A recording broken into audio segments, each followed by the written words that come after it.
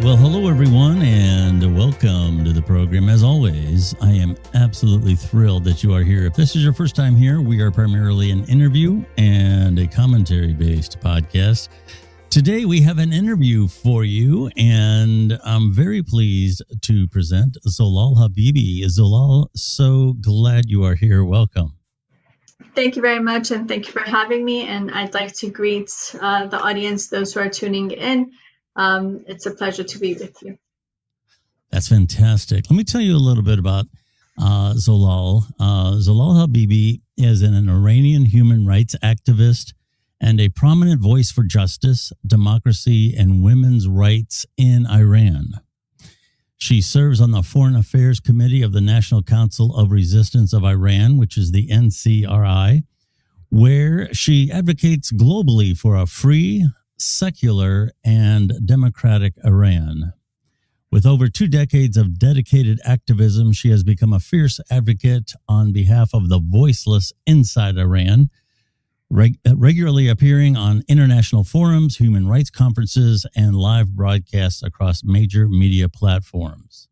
Zolal's activism began in her teens, profoundly shaped by the loss of her father, a respected Iranian writer and political dissident who was killed by the regime during the 1988 massacre. This personal tragedy ignited a lifelong commitment to ensuring that no other family suffers such a loss and that the voices of Iran's political prisoners, dissidents, and freedom seekers are heard on the world stage. Her work has directly contributed to securing international recognition of the 1988 massacre as a crime against humanity and the safe relocation of 3,000 at-risk dissidents from Iraq, demonstrating her ability to translate advocacy into tangible and life-saving outcomes. That's a pretty impressive resume. Again, it's an honor to have you on the program. Thank you so much. I think most Americans, especially my age, are familiar with Iran, starting with the Ayatollah and what happened in the 1979 hostage crisis. That's probably what most people go to in America when they think about Iran and the times that followed that. A lot of people are not aware of what Iran was like prior to that. And it was actually fairly progressive by most people's standards prior to that. Do you want to tell us just a little bit about what life in Iran was like that some Americans may not be familiar with? Well, actually, I think it's a good question to ask because there is a lot of misperceptions on that too.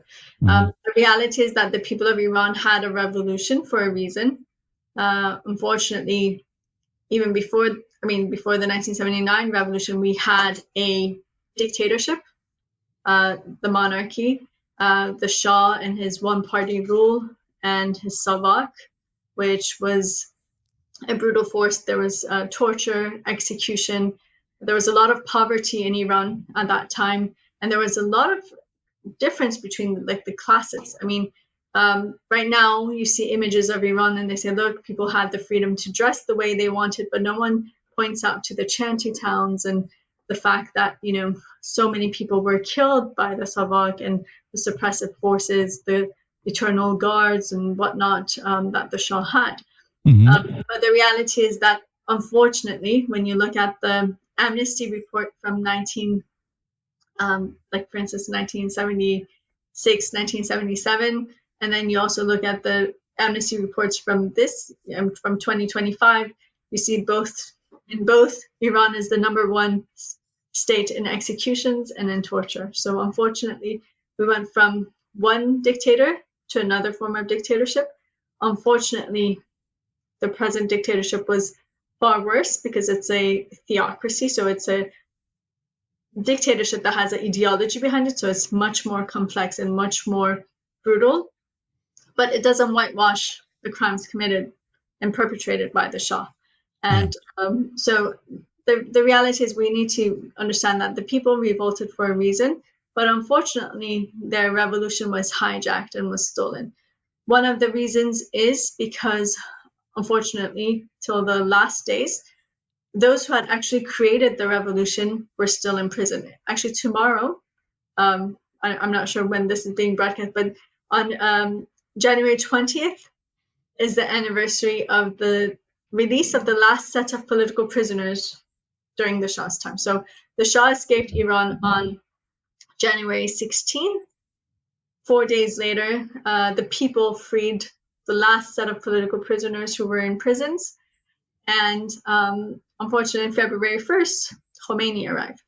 Yeah. And so the reality was, unfortunately, those who had actually paved the way for this revolution, who had paid the price, who had been executed, killed, tortured, the revolution was stolen right from them, who had actually dedicated their lives to bring freedom to Iran.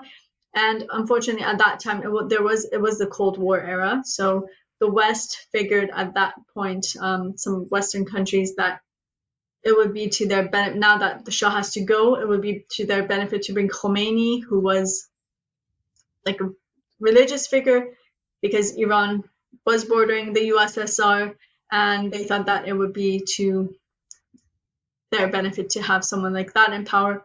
Unfortunately, the Iranian people have paid the price for that since then, and we saw the growth of Islamic fundamentalism and the terrorism of the regime since that day. So unfortunately, the revolution of the people was hijacked. This is not what we had revolted for. They had revolted for, to have a democratic republic, but they didn't. Unfortunately, people knew what they didn't want. They didn't know what their choices necessarily were. And Khomeini, well, he played that card that, well, I'm an elderly man. When I go to Iran, I'm just going to go to Qom and continue my studies, religious studies, and I don't have anything to do with politics. But the day he came into power, well, he started his reign of terror on Iran. Yeah. A lot of people don't understand, a lot of people that I've talked to, I know that the pictures of the Western culture during the 1970s are often touted as, look how great this was. But the Shah had issues as well. And it was one of the reasons why the animosity towards the United States leading up to the Ayatollah's takeover did not help. I mean, America was considered a friend of the Shah and Carter at the time. And that didn't play into the United States' favor as that unfolded as well. So I just, if you have any comment on that, you can. But I mean, I just wanted to make sure the audience was aware of that, because a lot of people don't quite understand that. Yeah, the thing is that if you go back in the last 100 years of Iran, unfortunately, Reza Pahlavi was brought in, Reza Shah, he was brought in by the British, and then he was taken out. And then the US and the UK brought in Mohammad Reza Pahlavi, and then he was taken out. And then we had Khomeini, which was brought in by the West too. The reality is the only democratic government that very short period of time the Iranian people have experienced was during when Dr. Mossadegh was the prime minister. So that was very short-lived, and unfortunately there was the 1953 coup d'etat, because Dr. Mossadegh was nationalizing Iran's oil, and that was not to the benefit of some of the Western powers. So unfortunately, that is why Iranians are so hesitant when it comes to the issue of foreign intervention, because Iran is a rich country in natural resources. Unfortunately, it has been misused in that regard. And so that's why people have that concern. And that is why it's so important for Iranians to be able to take their destiny into their own hands for once, and to be able to create the change that they want to see. Yes. I know that you're advocating for a secular democracy. And I have this question. This is kind of my own personal question. The United States has, Winston Churchill once said about democracy that it's the absolute worst form of government except all of the rest. And I think as Americans, we kind of forget that. We go into places, we kick in the door, and we say, hey, we got this democracy here for you. Isn't it great? And the fact of the matter is, it's the least of the evils, and it isn't the best for everyone. And a lot of times when we kick in the door in these countries and go in and say, hey, this is democracy, how come you don't love it? They don't realize there's a lot of other things going on. We compare ourselves, our revolution, to Britain, which culturally we were very much alike. We're still very much alike. When we go as a Western country, go into some of these areas throughout the Middle East, there's a lot of other components there. How do you feel that, I mean, I know you're a pro-democracy person, but that region in general, culturally, a lot of folks that live in that region really cannot separate their religion from their government, which here in the United States, we always talk about separation of church and state. Do you feel that there's forces there that would make that difficult culturally and otherwise for you to accomplish your goal? I think that the issue is not democracy. I think that, I mean, human beings, no matter from what kind of background you have or what, what religion you come from or what your ethnicity is, that is something that it's part of human nature, that it seeks democracy and freedom. I think that it's only the issue of how it is coming about that makes the difference. Okay. People feel like something is being pushed on them, they're going to have a reaction, or like when they think there's foreign interest behind it or something, those come into play. But the reality is that for Iran, I do think we have a very rich culture and history. For thousands and thousands of years, Iranians from different ethnicities and from different religions have been living side by side together. So that's not an issue in our country, really. Mm-hmm. It has never been. The reality is that we believe that we need to have a secular democratic republic in Iran.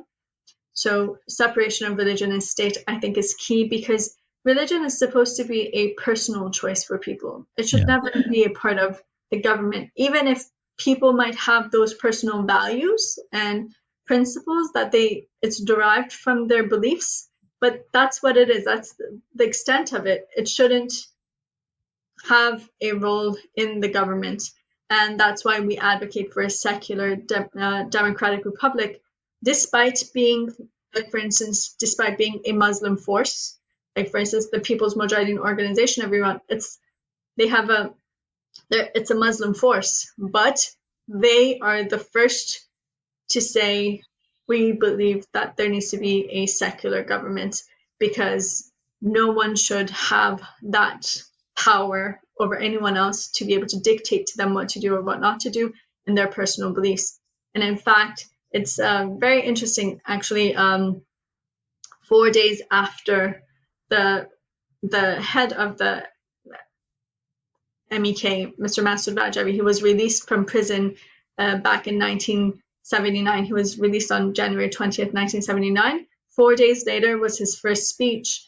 And there he says, long live the democratic revolution of Iran. He doesn't say the Islamic revolution of Iran, because that's not what they stood for. They said, no, we didn't revolt for Islam. We revolted for freedom. We revolted for people of Iran to be free.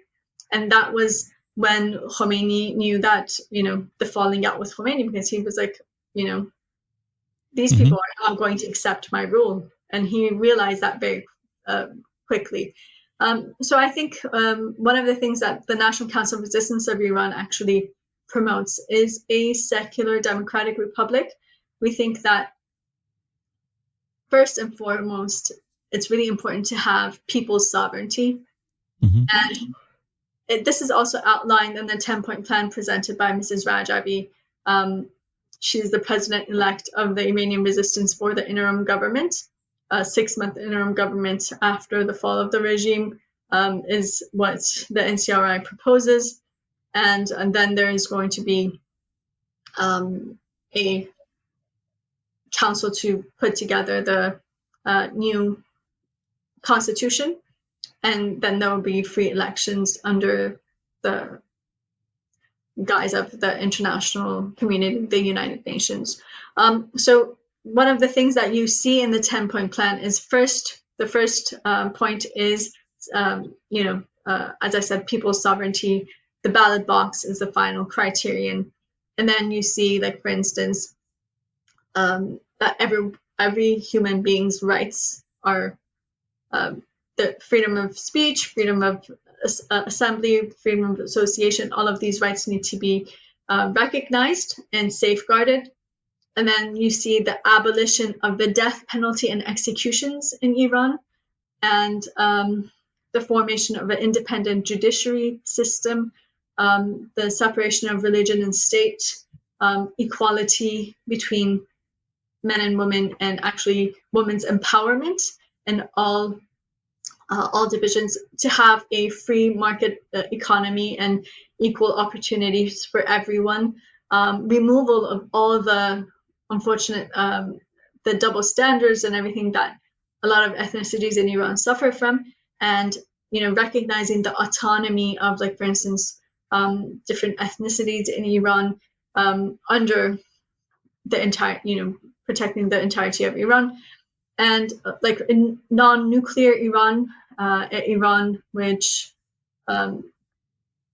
is in coexistence and peace with its neighbors, and a unifying force and a force for stability in the region, and not destabilizing force as it is right now. And right now it's unfortunately the number one state sponsor of terrorism. So I mean, the points, when you go through the 10-point plan, it's really a roadmap that can lead you in the right direction. And it has been called by many lawmakers Jeffersonian, or there are over 5,000 parliamentarians around the world who have voiced their support for this plan, and also over like 130 former heads of state have supported it. So it's something that has been presented for 20 years now, and this resistance has showed step by step that this is what they stand for, and they have, withstood the test of time in the last 44 years that the National Council of Resistance of Iran has been formed.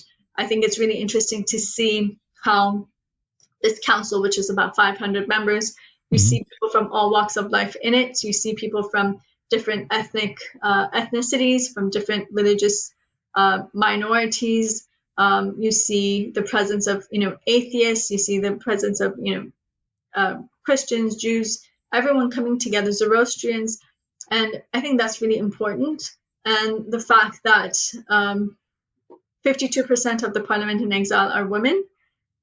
And that is why we say women are the force for change in Iran. And that's what we are also seeing on the streets, on the ground.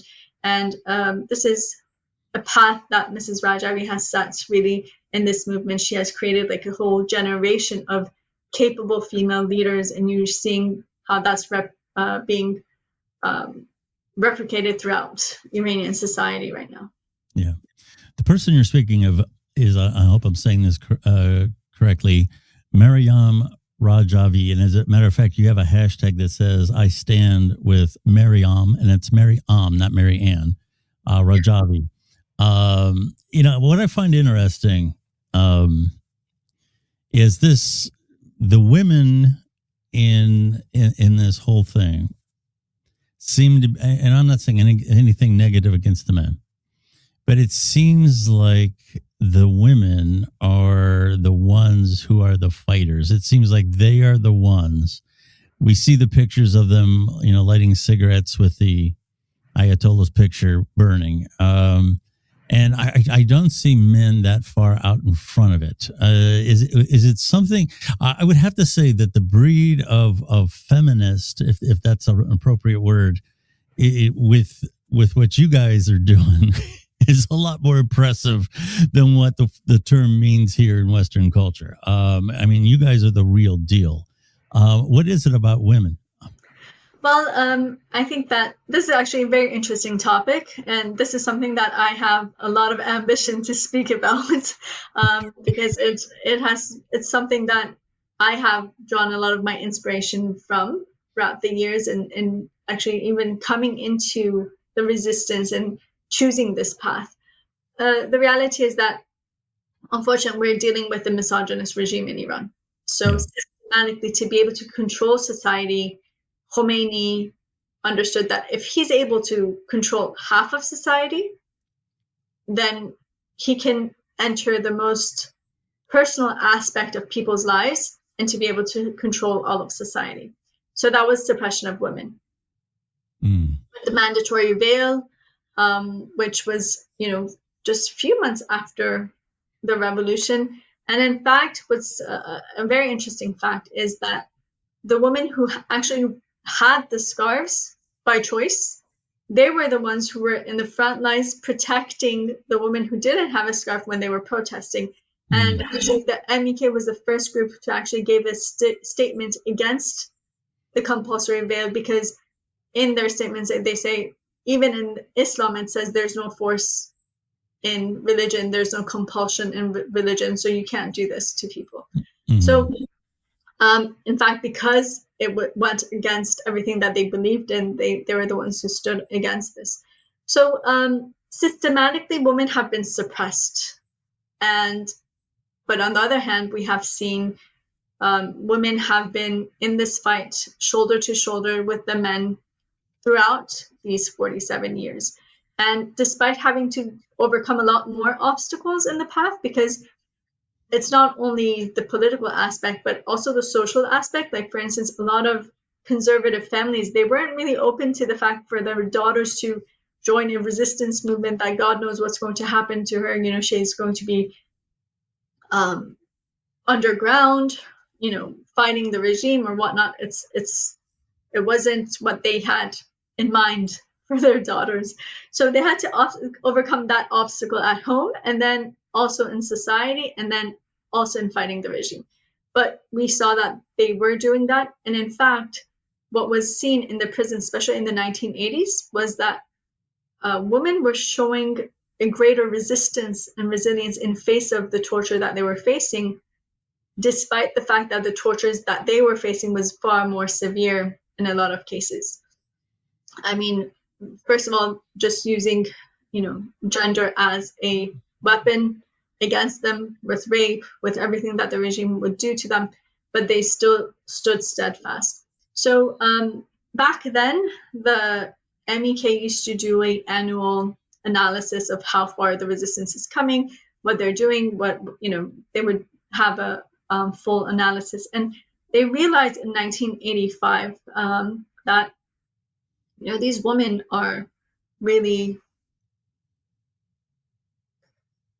phenomenal in their fight, but they're not being represented in the leadership positions. And so they realize that this is the effects of, that male mindset and, that misogynist views that at the end of the day still exist in society. So they decided to counter that.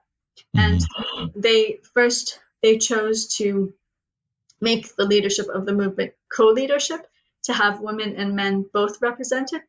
And then from that started a whole movement, which was led by Mrs. Rajavi. So she was the one who was chosen as co-leader, but she didn't stop there. She didn't want to be, because she didn't believe in being just like the one superstar here. She believes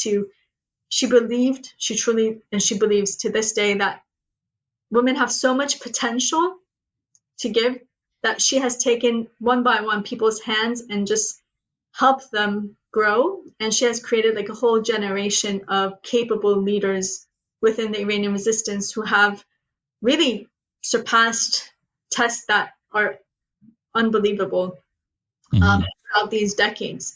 And so one after another, she broke all these glass ceilings that existed. But in this path, this isn't only about women. We see the emancipation of both women and men in this whole process. Sure. So it's not like the men are becoming passive. The men are taking up more responsibility that they used to, but with a much more, with much more energy and a lot more freedom. And because they have also broken those lenses that they had and how they viewed women and how they viewed, their capabilities and whatnot. So they're breaking all of those roles that have been created, unfortunately, in society, gender roles. They're breaking that and putting that aside and just seeing everyone as a human being. That is emancipating for everyone. It breaks off a lot of those shackles that, we drag with us in society.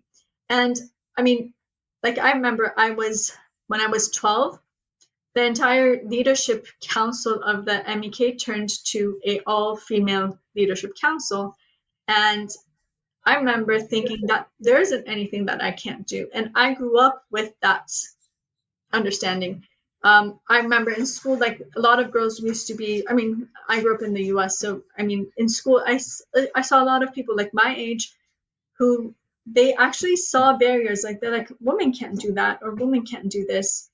Unfortunately, in the US, we still have not seen a female president. This exists in the minds. And I never had any of those because I had seen these brave women being able to do everything and anything they put their mind to. Mrs. Rajavi has a slogan. She says, "We can and we must." Yes. Just the issue of making that choice and putting that responsibility on your shoulder and moving forward.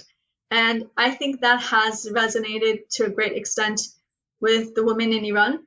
I think that when you are living under that tyranny, knowing that there is a complete other world available that you can, reach out to, that's really inspiring. And Ms. Rajavi always says, this is like a spring. The more pressure that you put on a spring, when you take that pressure off, the more potential there is for it to jump. And that is what we're seeing in the women of Iran. We also see the bravery of the men. So it's not an issue of, like, in fact, it's not, we try to clarify that it's not feminism. It's actually gender equality at its finest. That I think that's really important, especially if you want to be able to build a society. You can't, you have to put aside the male domination, but you have to understand that women and men are equals, and you might need to have equity for a time to be able to break those, gender roles and those ideas that you have and those lenses that are in society. So you might need to create equity, but it is on the path for equality, and I think that's really important. Yes. What's happening there right now? Just briefly. Obviously, the reports range from hundreds to potentially thousands of deaths. The crackdown seems to be, very severe. That's kind of, I'm going to ask you a two-part question. The first part is, how bad is it there right now? Well, right now it's day 21 of the uprisings, but it's also day 12 of the internet shutdown. And so for the last 12 days, it is very difficult to be able to get news out of Iran. We do get some, but it's very trickled, especially in the last 3-4 days that some phone lines have been connected. So we are getting something out, but the phone calls are very short, like 1 to 3 minutes, and it's very limited, and it's being controlled. So it is very limited information that's getting out. But what's important to note is that the message that we are getting from on the ground from people is we haven't given up and we haven't stopped. It's still continuing. It might not be in the form of like a large demonstration with like hundreds and thousands of people on the street, but there are a lot of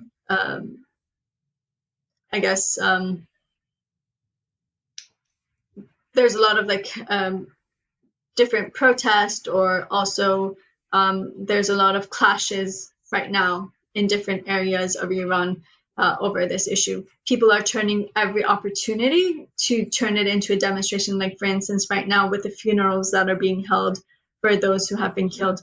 Unfortunately, based on the numbers that we have been able to obtain and verify, over 3,000 people have been killed. The number, as I said, because of the internet disconnect, it's very limited, and it needs time to be able to verify the actual numbers, but over 50,000 people have been arrested, and the situation is very severe and critical. We just had, like, for instance, news from doctors in hospitals that, first of all, the regime is raiding hospitals, identifying people who have been wounded to have them either arrested or killed on the scene. But one of the other things that they're doing is they have now collected all of the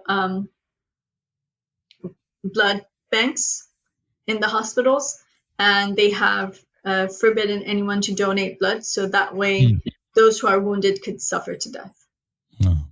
So this is the regime that we're dealing with. Unfortunately, right now we are seeing the images and videos of the morgues, and the fact that the regime is just lying the bodies on the ground for their families to come and identify them, and then charging them with the cost of the bullets. This is all part of the psychological torture, and also to spread fear in society. But this is something that's not new. This regime, actually, there's so many parallels to what it used to do in the 1980s right now, that it's devastating for me. But the only difference is back then no one heard about it, but now it's being documented because we are in the age of technology right now. So the reality is that the protest actually extended to over 220 cities in Iran, all 31 provinces.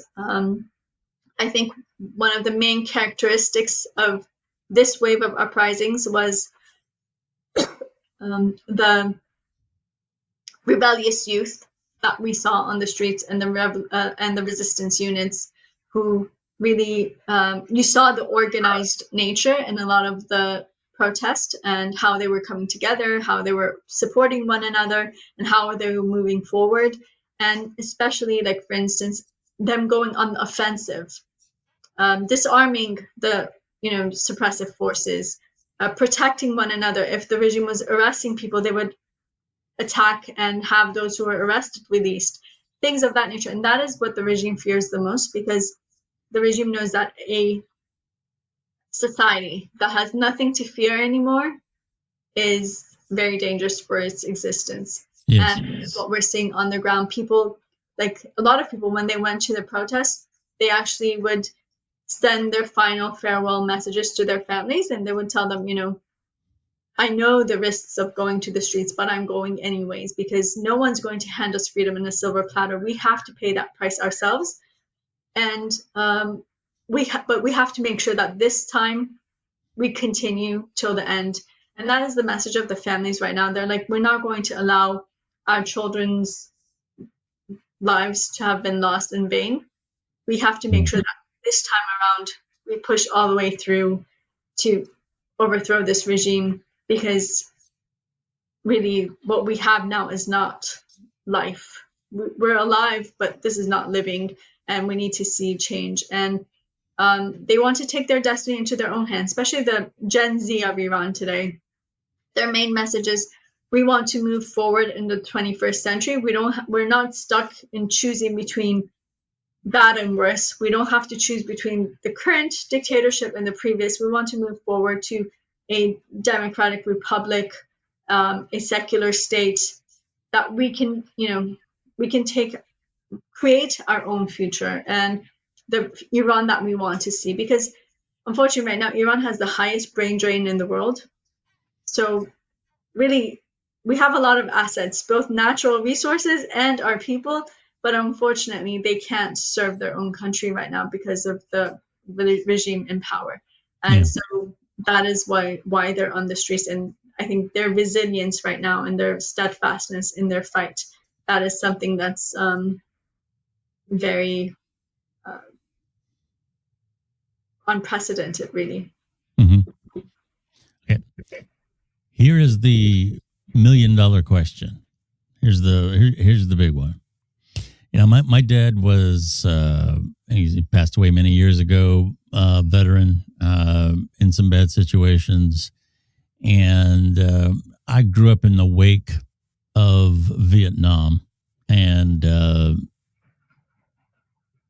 his philosophy was, if the United States was going to help, quote unquote, help another country with military force, you had to do three rules. One, clearly identify what your objective is. 2, go in with an overwhelming force, and 3, get out. And that's the one we have trouble with. We have a tendency to kind of stay. I see a lot of Iranians on X, on the former Twitter, saying, wanting Trump to take some sort of an action.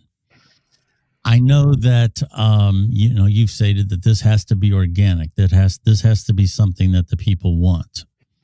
Now, this window has opened at various times. It opened in 2009, I believe Obama at the time, and it closed relatively quickly. So these windows are open for a short period of time, and then they have a tendency to close because people need medicine, they need this and that, and they can only go so long with a crackdown of this kind. So my question is do you want the United States to take some sort of action to weaken the current regime? I think that what the people of Iran want is, it's not necessarily that we want troops on the ground or anything like that. Iran, you have to understand Iran's geography, its role in the geopolitics of the region. It's not a country that you can enter with troops on the ground and do something. Right. It's 3 times the size of Iraq and 4 times the population. It's very different, historically even. Yeah. And also the terrain, everything, it's very different. What the Iranian people are asking for is like a firm policy on Iran. Mm-hmm. First of all, there's a lot of things that the international community can do to actually help. It doesn't necessarily mean military. Look, for one thing, I think the international community could easily reconnect the communication breakdown right now, if they want to. Second, the Iranian people are calling for the international community to hold Iran accountable for its crimes against humanity and war crimes right now, because that would tie the regime's hands in the crimes that it's perpetrating right now. Just to give you an example, I know the regimes are different, the nature is a bit different, but for instance, President Carter told the Shah, you have to stop execution and torture. Well, when he did, 18 months later, the Shah was not there anymore, because people knew that you might get killed in the streets when you go to the protests.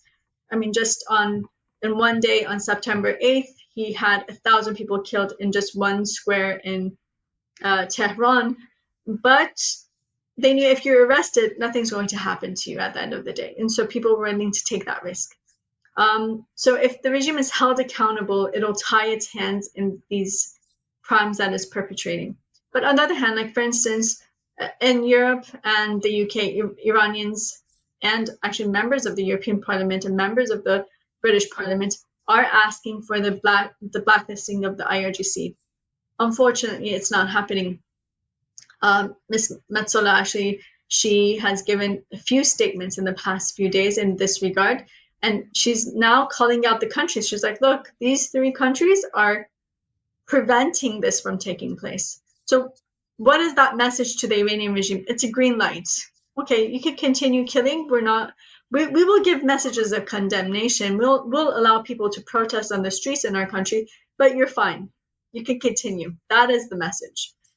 When you see, today, the World Economic Forum had actually invited Araqchi to come and speak, despite what is happening right now in Iran. If it wasn't the international reaction of Iranians, he would have spoken there today. Last minute, today, actually this afternoon, it was canceled. And that was only because of the reaction of the Iranian people, not because the World Economic Forum thought that, hey, look, these are war criminals right now, and they're killing their people, massacring people right now on the streets. So those all give a green light to the regime. Or for instance, a lot of countries, they know that the material that they're selling to Iran is going to be used for suppression, but they still do it. Mm-hmm. Where is Iran getting all of this technology, the AI technology for face recognition, for, being able to control, society?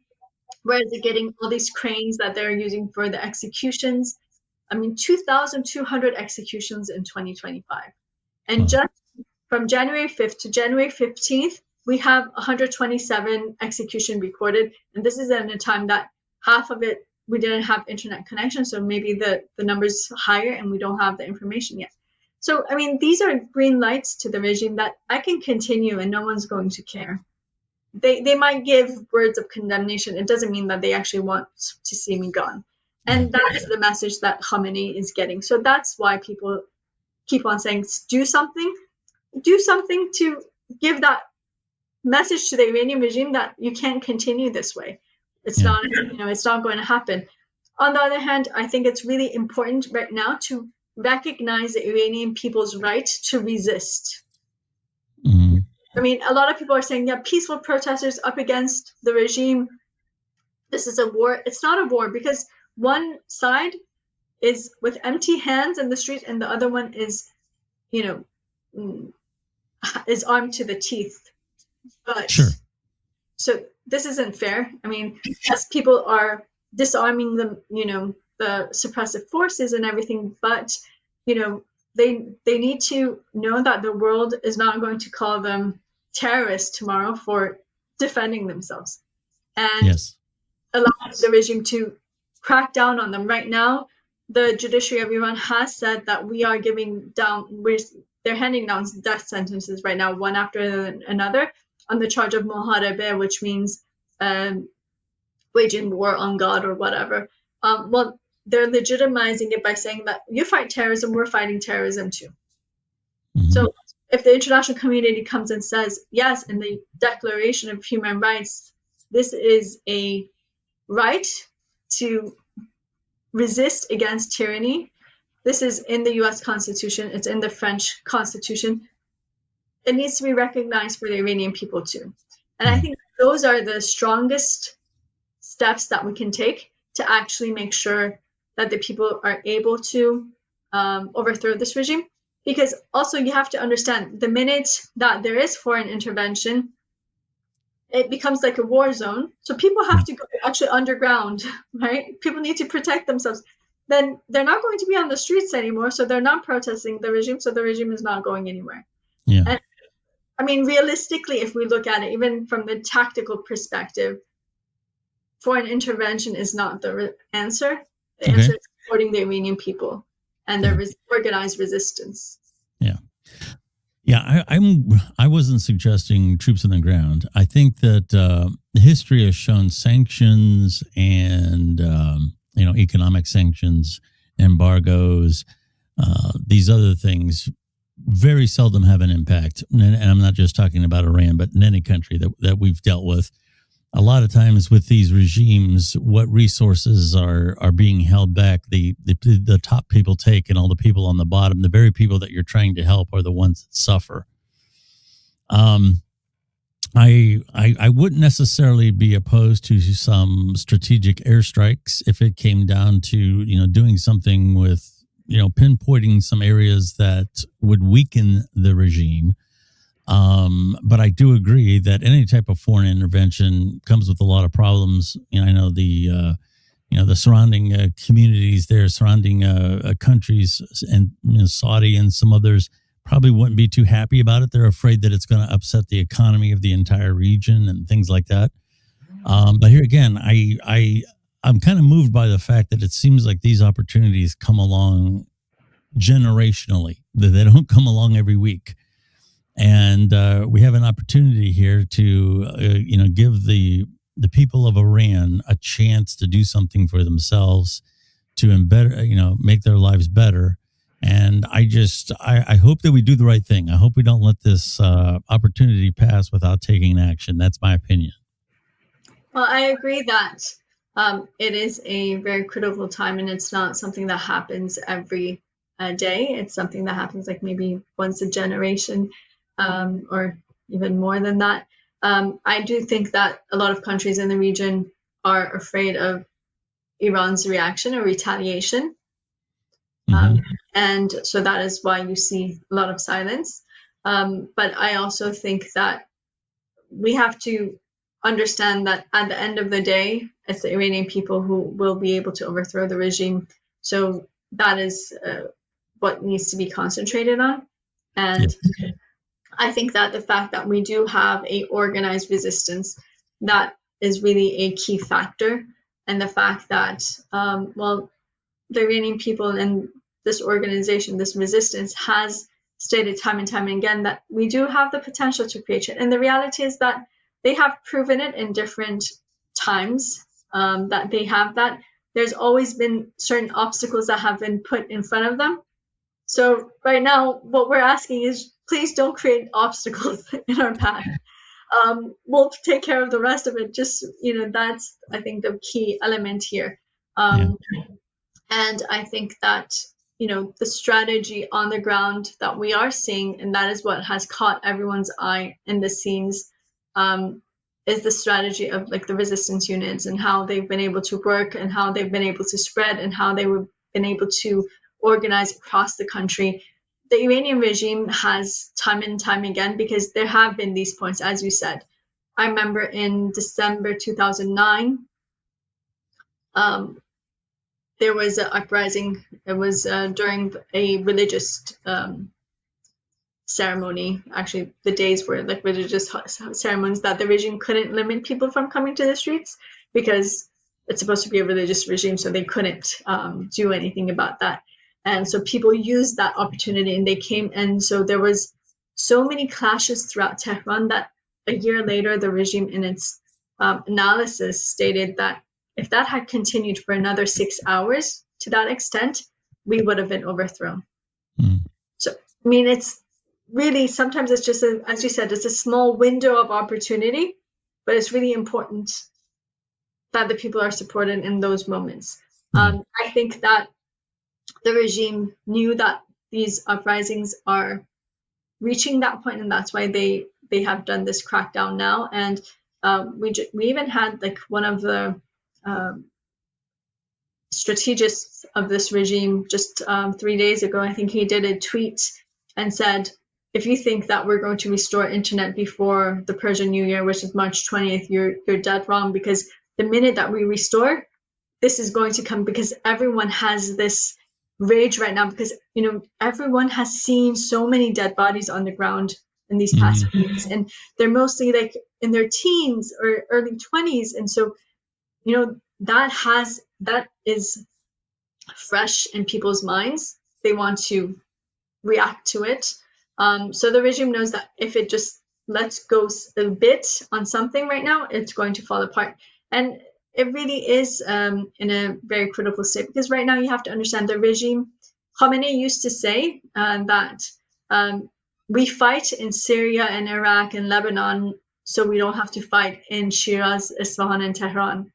Well, right now it's not fighting there because Bashar al-Assad has fallen. Hezbollah is, non-existent practically right now in comparison. So it's lost its grip in the region. And that's why now it has to face the crisis inside of the country. So the regime for 40 years has moved forward on two legs. One has been suppression internally, and the other has been the export of terrorism and fundamentalism. Well, that limb has been cut off practically. So it's standing on one foot. And so it is a very weak position, and it's on the verge of falling apart. And the people of Iran know it. The regime knows it. What's important is for the international community to actually recognize that and stop appeasing the regime behind the scenes, behind the closed doors, and actually stand by the people of Iran and let the people of Iran take their destiny into their own hands. Our people have the capability and the capacity to do so. And we have an organized resistance, which is, really in history, you can't find an organization that has dedicated 60 years to the freedom of its people without one day of break here. And I think that in itself is what makes us very strong to be able to continue and to be able to make this actually succeed. Well, I hope this opportunity gets seized upon. The last thing I would have you comment on, to see your opinion, or if it's just people like me who are observing it, I find the American left very oddly quiet when it comes to this struggle that the Iranian people are going through. And any other time, college campuses are burning down. But for some reason, when it comes to this struggle, the American left, the media that happens to be left leaning, the world figures, the Gretas, and all the other people who are all about sailing across the ocean and providing supposed materials for help, they're nowhere to be found during this crisis. Is that correct? Is that observation correct? To some extent, it is. Unfortunately, it is also the card that the Iranian regime has played to try to present itself as the country that's standing in face of imperialism and things like that. Even though that's far from the reality.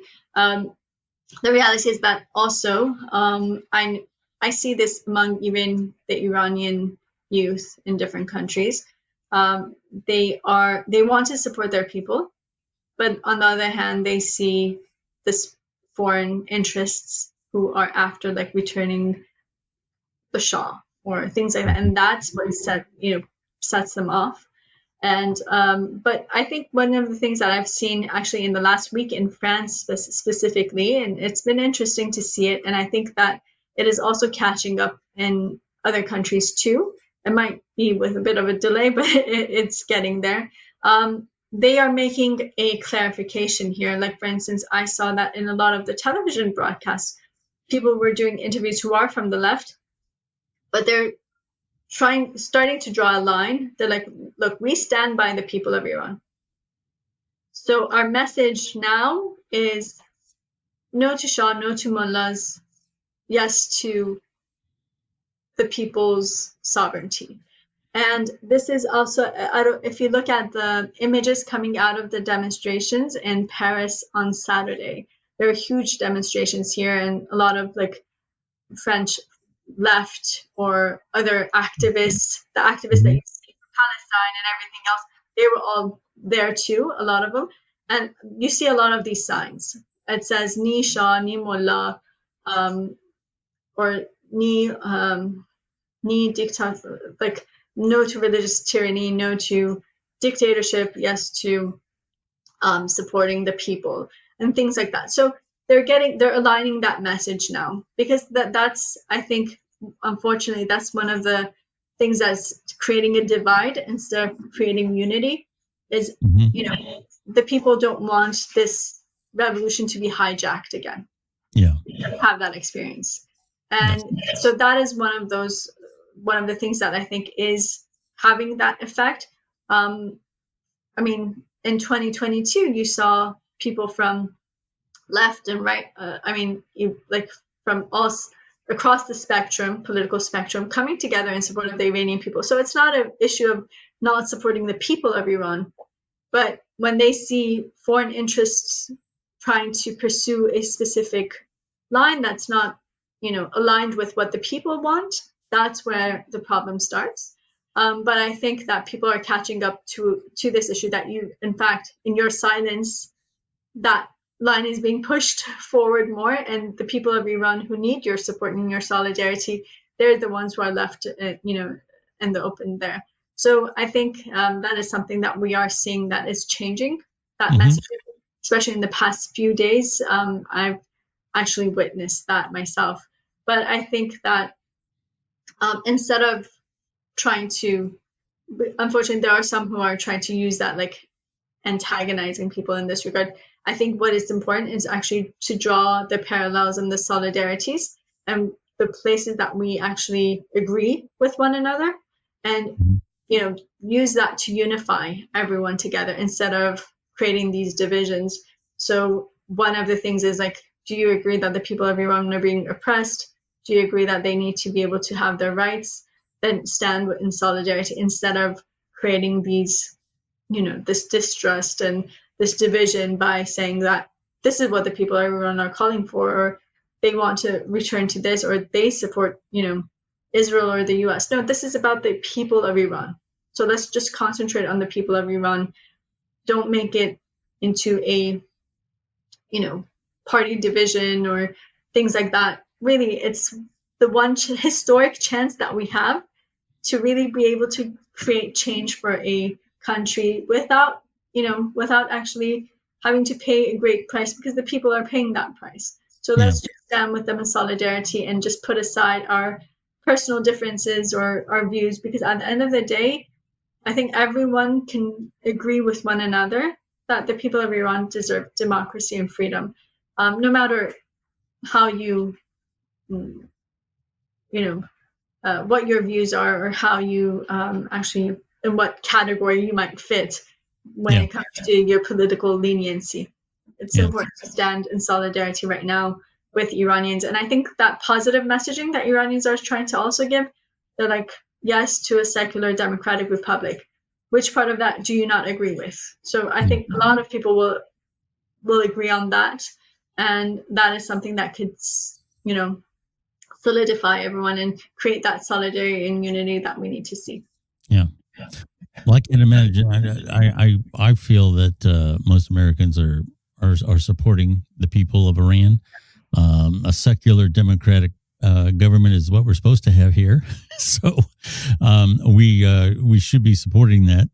How can people? We've been talking to Zolal Habibi. How can people find out more about you? Find out more about the organization that you're involved with, and how can they support you otherwise?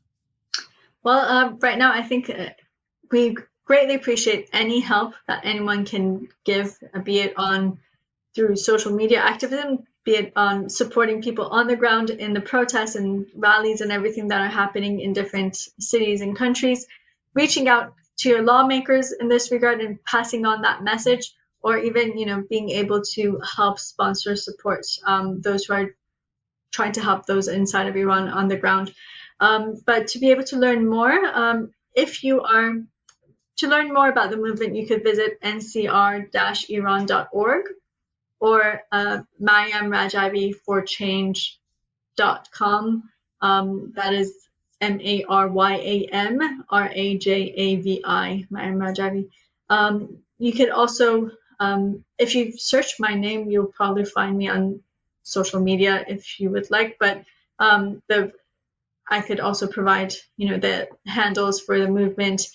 If you are in the U.S. and you want to join demonstrations, rallies, whatnot, you could reach out to OIAC. It's OIAC. It's the Organization of Iranian American Communities.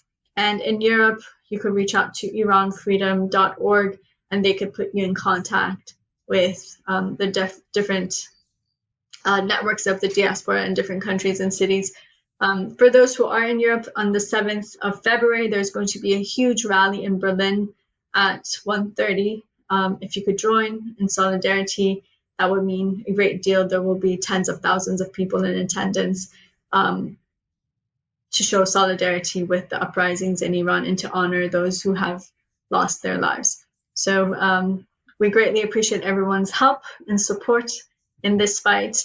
And we hope that we can host you all in a free Iran very soon.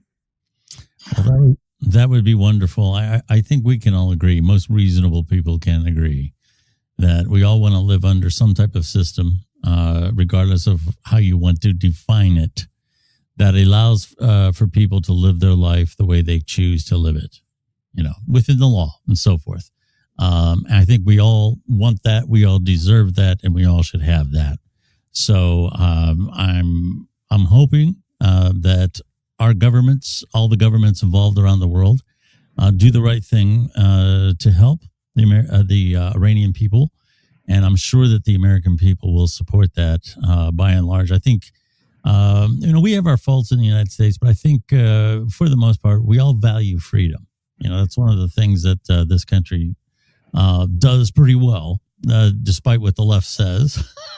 We actually do it pretty well. And we want that for other people as well. I know I want it for you. And Zolal, I want you to know that I wish you the very best. I hope you can keep in touch. And it was so wonderful to talk to you today. Thank you so much. Thank you very much. I greatly appreciate it. And thank you for this opportunity. And it was a pleasure to be with you. And we will definitely keep in touch. Thank you. Yes, please do. You can reach out anytime. My name is Billy Dees. You can find the Billy Dees Podcast anywhere podcasts are found. We have more than a 10-year history on all the major platforms, real easy to find.